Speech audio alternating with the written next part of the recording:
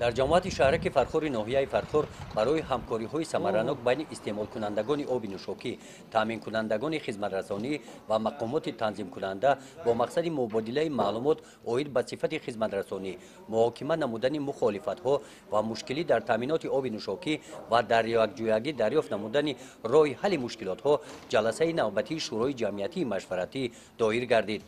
аъзоёни шӯро фаъолон ва шахсони обрӯманди ҷомеа, намояндагони ҳукумати маҳаллӣ иборат ҳастанд. дар кори шӯро сардори корхонаи давлати фаръӣ гармидиҳӣ ва обу канализатсияи ноҳияи фархор назди аъзоёни шӯро ва сокинон ҳисобот дода қайд намуданд, ки корхонаи давлати фаръӣ гармидиҳӣ ва обу канализатсияи ноҳияи фархор 1300 хоҷагиро бо оби нӯшокӣ таъмин намуда, бо 17 корхона шартномаи ҳамкорӣ дорад. оби нӯшокӣ ба аҳолӣ аз рӯи реҷаи муайян дода мешавад. дар ноҳияи фархори мо ки аз марказ хеле дур аст, шаҳрак бо оби қубур дастрас мешавад барои аҳолӣ. ташкилоти байналхалқии оксфам кӯмаки зиёд дар ин масъала кардааст. имрӯз ҳарчанд ки оби на он қадар хуб аст, гуворо аст, лекин ба ҳар ҳол обе ҳаст ки мардум камбудиҳошона ба ҷо оварда метавонанд. аз ин лиҳоз гурӯҳе ки мо ташкил кардем, дар шӯрои ҷамъиятӣ ки ташкил кардем дар назди идораи оби ошомиданӣ, гурӯҳе ҳастем ки бо мардум алоқаи зич дорем, пайваста бо мардум муносибату мулоқот дорем, роҳҳои фаҳмондадиҳӣ дорем, ки бо кадом роҳ мо бояд ки таъмини об хуб бошад, ҳуқуқҳои истеъмолкунандагон чӣ гуна бояд бошад, ҳуқуқҳои истеҳсолкунандаҳо чӣ гуна бояд бошад.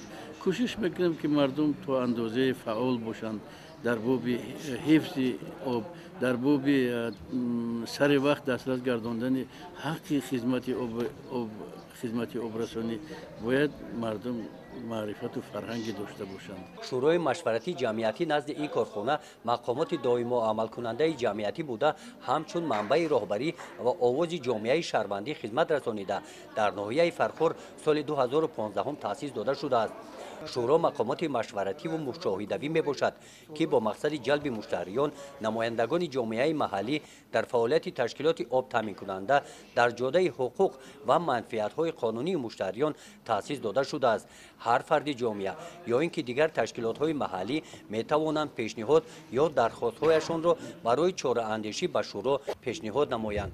фаъолияти шӯро дар асоси ташкил ва гузарондани ҷаласаҳо оид ба масъалаҳои банақша гирифташуда, муҳокима ва қабули қарорҳо оид ба масъалаҳои соҳа амалӣ мегардад. тавассути амалҳои ҳисоботдиҳии ҷамъиятӣ шаҳрвандон бо ҳукумат пайваст мегарданд. ҳисоботдиҳии ҷамъиятӣ ҳуқуқҳои асосии инсонро тақвият мебахшад.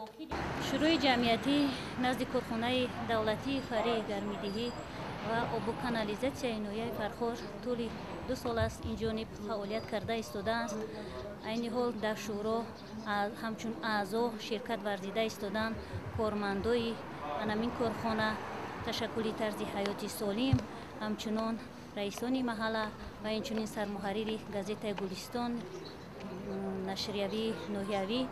айни ҳол мақсади таъсиси шӯро дар он аст ки анамин корхонаи таъминкунандаи оби нӯшокиро бо истеъмолкунанда дар якҷоягӣ барои ҳаллу фасли анамин оби нӯшокӣ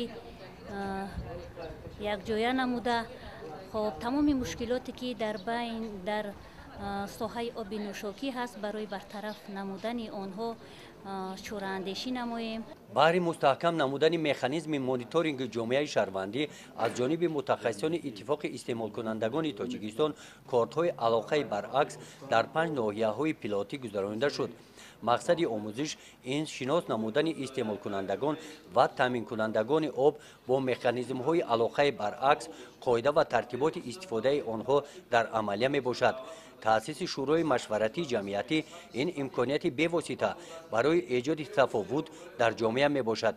иштироки ҷомеат дар раванди ҳалли мушкилотҳо метавонанд дар баландбардории огоҳии мардум оид ба мушкилоти марбут ба об, ҳуқуқ ва ӯҳдадориҳои истеъмолкунандагони об, ҳамчунин такмил додани малакаи роҳбарии қисматҳои ҷомеа, ки мавриди норасоии оби нӯшокии паст будани сифати оби нӯшокӣ ва хизматрасонӣ қарор доранд, нақши муҳимро бозӣ кунад.